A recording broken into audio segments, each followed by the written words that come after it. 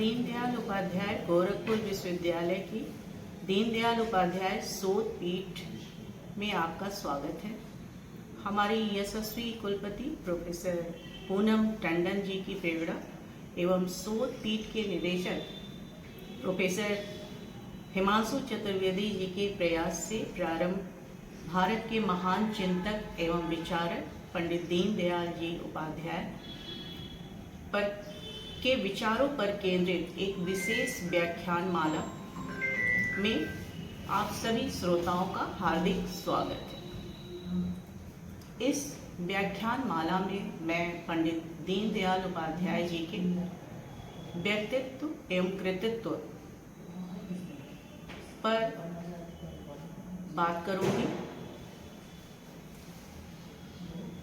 हमने ये देखा है कि जब भी किसी भी समाज, राष्ट्र या देश को जब जरूरत हुई है मार्गदर्शन की, एक विचार दर्शन की, तो कोई न कोई महान यशस्वी ने आकर उसका नेतृत्व किया है, देखा है, अपने विचार दर्शन से प्रभावित किया है और एक नया मार्ग उन्हें सुझाया है और गति दी है समाज को। सबसे पहले हम थोड़ा सा परिचय देना चाहेंगे पंडित दीनदयाल जी उपाध्याय जी के विषय में। भारत के गौरवशाली अतीत से वर्तमान और भविष्य को जोड़ने वाले इस शिल्पी का जन्म 25 सितंबर 1916 को हुआ था और ये बहुत ही दुखद रहा कि 7 वर्ष की अल्पायु में ही इनके माता पिता का स्वर्गवास हो गया और विपत्तियों और प्रतिकूल परिस्थितियों से जूझने का जो प्राकृतिक वरदान था इन्हें इस आयु में ही प्राप्त हो गया। 1937 में वे राष्ट्रीय स्वयंसेवक संघ के संपर्क में आए और जनसंघ की स्थापना तक वे राष्ट्रीय स्वयंसेवक संघ के प्रचारक के रूप में कार्य करते रहे। 1951 में डॉक्टर श्यामा प्रसाद मुखर्जी के नेतृत्व में अखिल भारतीय जनसंघ की स्थापना के विचार को मूर्त रूप देने का कार्य 21 सितंबर 1951 को लखनऊ में एक प्रादेशिक सम्मेलन बुलाकर पंडित दीनदयाल उपाध्याय जी ने अखिल भारतीय जनसंघ की स्थापना करके किया। और उल्लेखनीय है कि एक माह बाद ही 19 अक्टूबर 1951 को दिल्ली में डॉक्टर श्यामा प्रसाद मुखर्जी ने अखिल भारतीय जनसंघ को एक राष्ट्रीय स्वरूप प्रदान किया। 1952 में कानपुर में संपन्न अखिल भारतीय जनसंघ के राष्ट्रीय अधिवेशन में पंडित दीनदयाल उपाध्याय जी राष्ट्रीय महामंत्री बने और 1967 तक 1967 तक वे कालीकट अधिवेशन तक कह सकते हैं वो इस दायित्व का सफलतापूर्वक नेतृत्व करते रहे। हमने ये देखा है कि या हम कह सकते हैं कि आदिकाल से ही भारतीय संस्कृति का जो दृष्टिकोण है वो अत्यंत व्यापक है, उदार है, संपूर्ण मानव मात्र के प्रति या मंगल कामना इसका दृष्टिकोण रहा है। उसकी एकमात्र कामना यही रही है, सर्वे भवन्तु सुखिनः सर्वे सन्तु निरामया। तो भारतीय संस्कृति अत्यंत व्यापक है,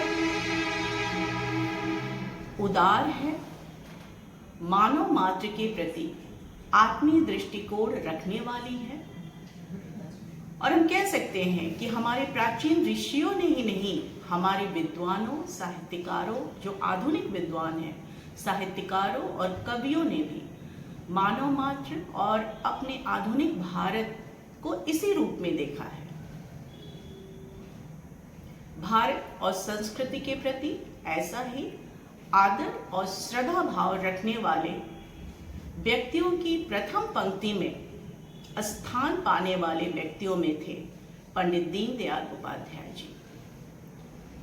व्यक्तित्व और कृतित्व का अद्भुत समन्वय हम कह सकते हैं कि यदि देखना है तो पंडित दीनदयाल उपाध्याय जी का व्यक्तित्व एक अतुलनीय उदाहरण है। हम जब दीनदयाल उपाध्याय जी के व्यक्तित्व और कृतित्व के बारे में बात करेंगे तो उनका विचार दर्शन क्या था, उनकी कर्म साधना क्या थी, उसके बारे में भी हम थोड़ा सा जानने का प्रयास करेंगे। पंडित दीनदयाल उपाध्याय जी का स्मरण विशेष रूप से उनकी कर्म साधना के संदर्भ में किया जाता है। उनकी सरलता, उनकी सादगी, उनका सौम्य, उनका जो मृदु छवि है, उसके साथ ही शांत और तटस्थ दार्शनिक वृत्ति की छाप आज भी उनके हजारों अनुयायियों के मन मस्तिष्क में स्मरण है, ध्यान है। पंडित दीनदयाल उपाध्याय जी भारतीय संस्कृति, अर्थनीति, राजनीति के प्रकांड विद्वान थे। उनका विचार दर्शन भारत के राजनीतिक, सामाजिक और आर्थिक क्षेत्र में आज भी प्रासंगिक है। 1964-65 ईस्वी में अखिल भारतीय जनसंघ के मौलिक सिद्धांत के रूप में एकात्म मानववाद शब्द का प्रयोग पंडित दीनदयाल उपाध्याय जी ने किया। दीनदयाल उपाध्याय जी उन राजनीतिक नेताओं की कोटि से भिन्न थे जो मात्र समीप मात्र को देखने वाले होते थे और उन मूल भावनाओं से अपने संकुचित और स्वार्थवश दृष्टिकोण के कारण अपने को वंचित कर लेते थे, जिसका संबंध राष्ट्र की अस्मिता से हुआ करता है। दीनदयाल उपाध्याय जी ने राष्ट्र निर्माण और जन चेतना में अपना संपूर्ण जीवन अर्पित कर दिया। अपने विचारों से वो औरों से बिल्कुल अलग साबित होते हैं। उनकी अवधारणा या उनकी चिंता का विषय था कि लंबे समय तक के परितंत्रता के बाद जो आज आजादी देश को मिली है, कहीं पश्चिमी विचारधारा भारतीय संस्कृति पर हावी ना हो जाए। देश के विभाजन से पंडित दीनदयाल उपाध्याय जी के मान्यताओं को गहरी चोट लगी थी। वे अखंड भारत के उपासक थे और जीवन भर उसी की उपासना करते रहे। उन्होंने अपने एक लेख में लिखा था कि इस पूरी भूमि पर अनादिकाल से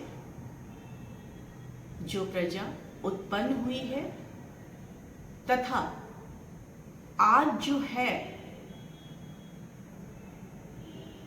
उनमें स्थान और काल के क्रम से ऊपरी भिन्नताएं चाहे जितनी रही हो, उनमें आंतरिक एकता विद्यमान थी। स्वराज प्राप्ति के बाद उस अनुभूति को हम कह सकते हैं कि जितनी सहानुभूति मिलनी चाहिए थी, नहीं मिली। श्री उपाध्याय जी भारत की एकता और अखंडता के अनन्य उपासक थे।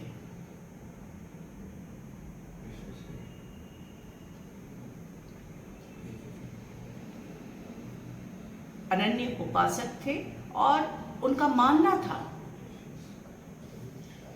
कि जो भी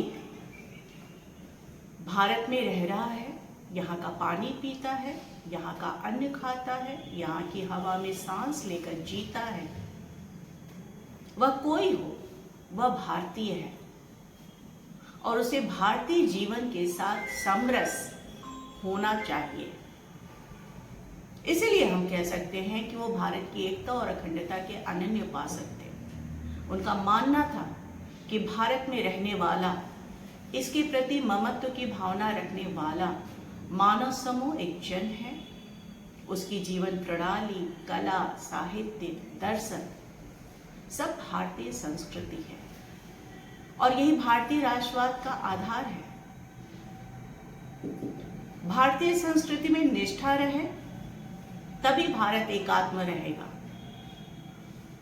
हमारी सभ्यता ही वसुधैव कुटुंबकम की भावना पर आधारित है और इसी के अनुसार भारत में सभी धर्मों को समान अधिकार प्राप्त है। दीनदयाल उपाध्याय जी ने एकात्म मानववाद के आधार पर एक ऐसे राष्ट्र की कल्पना की जिसमें सभी राज्यों की संस्कृतियां विकसित हों, एक ऐसा मानव धर्म उत्पन्न हो जिसमें सभी धर्मों का समावेश हो,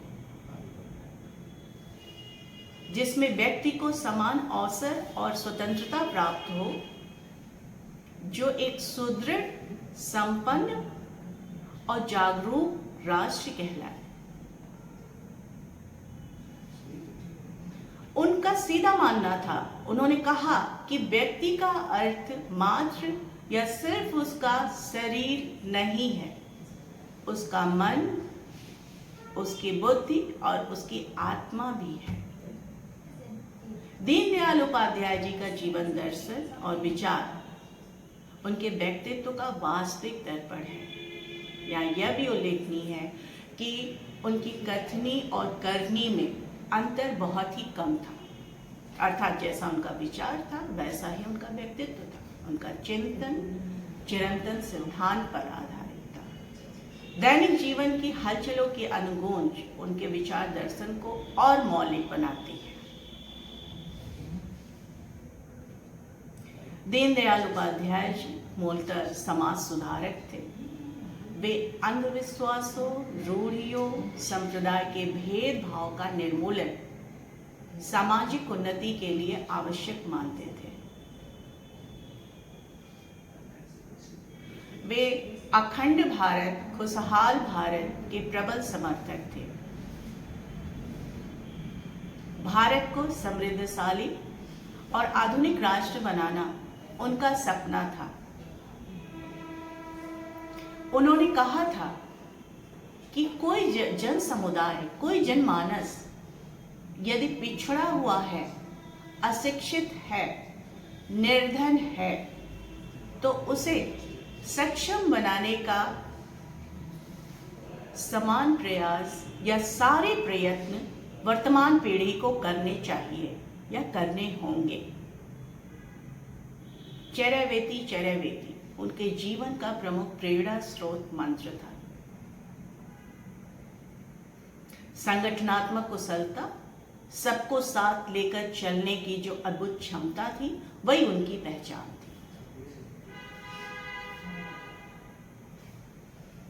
दीनदयाल उपाध्याय जी के वे विचार जो आज भी किसी भी समाज, किसी भी राष्ट्र के लिए प्रासंगिक है, उनमें उनके आर्थिक चिंतन का केंद्र बिंदु है एकात्म मानववाद। बड़े सरल शब्दों में उन्होंने एकात्म मानववाद की जो व्याख्या की, उन्होंने इस आर्थिक चिंतन की व्याख्या स्वयं की और कहा कि आर्थिक योजनाओं, आर्थिक प्रगति की माप समाज की सीढ़ी के ऊपर खड़े व्यक्ति से नहीं, बल्कि निचले स्तर पर खड़े व्यक्ति से होगा।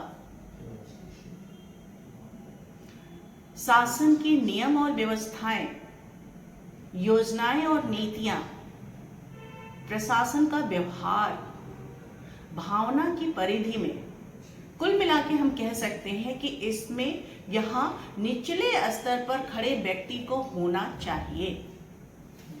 ऐसा विचार था दीनदयाल जी का।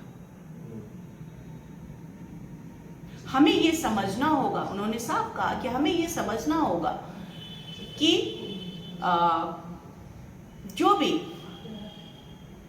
ये जो मैले कुचैले, अनपढ़, सीधे साधे लोग हैं, ये हमारे नारायण हैं, हमें इनकी पूजा करनी है।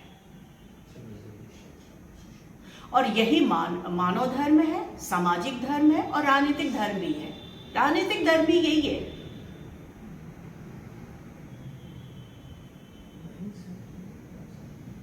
तो वो साफ ये कह रहे हैं कि जब तक हम इनको पक्के सुंदर घर बनाकर नहीं देंगे, जब तक हम इनके बच्चों और स्त्रियों को शिक्षा और जीवन दर्शन का ज्ञान नहीं देंगे, जब तक हम इनके हाथों पैरों की बीमारियों को नहीं भरेंगे, जब तक हम इनको उद्योग धंधों की शिक्षा देकर इनकी आय को उठा नहीं देंगे, तब तक हमारा भातृभाव व्यक्त नहीं होगा। तब तक हम सामाजिक उन्नति की बात नहीं कर सकते, न सामाजिक, न राजनीतिक, न आर्थिक। अब मैं अपनी बात को यहीं पर संक्षेप करते हुए मैं ये कहना चाहूँगी कि पंडित दीनदयाल उपाध्याय जी के व्यक्तित्व और कृतित्व का मूल्यांकन अगर हमें करना हो तो हम उनके ही संकल्पबद्ध विचार से कर सकते हैं, जहां उन्होंने ये कहा था कि सभी भारतवासी हमारे बांधव हैं। जब तक हम इन सभी बंधुओं को भारत माता के सही अर्थों में सच्चा सपूत या सच्चा गौरव, सच्चा सपूत होने का सही गौरव नहीं प्रदान कर देते, सच्चा गौरव नहीं प्रदान कर देते, तब तक हम चुप नहीं बैठेंगे और भारत माता को सही अर्थों में हम इसी तरीके से सुजलाम सुफलाम बनाकर रहेंगे। तो उनका व्यक्तित्व सागर की तरह हम कह सकते हैं व्यापक था, गंभीर, जनसुलभ था। तो उनका विचार भी आकाश को छूते पर्वत शिखर की भांति सर्वव्यापी था। गुरुता और सरलता दोनों की वो साक्षात प्रतिमूर्ति थे। जी नमस्कार।